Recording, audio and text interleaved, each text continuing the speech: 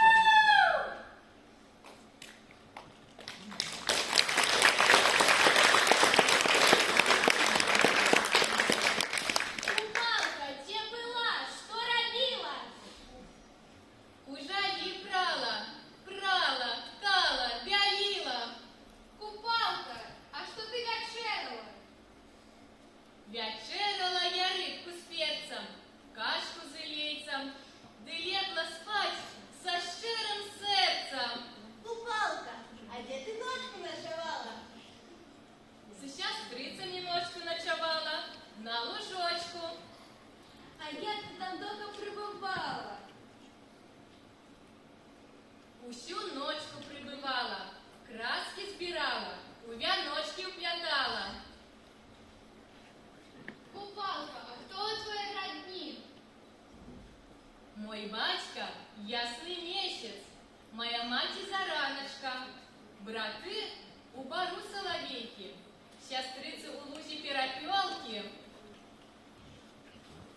Пойдем, девоньки, до воды, будем вяночки там вязать, да на воду их пускать. На воду их пускать, да и по воде катать.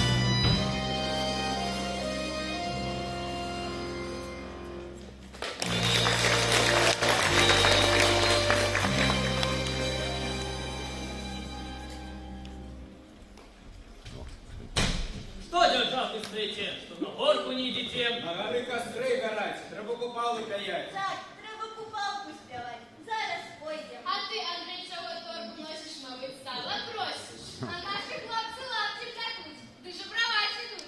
На Гарику порос рос. Рос! Чорт, хлопцю, що прийдуть рос. Рос! А я трос колотил, чуть до смерти не забил. Пішли дівчата м'якою, пили смолу тяжою. Пішли дівчата лісом, не говорили з леса. Хлопець вам уже спрощаться.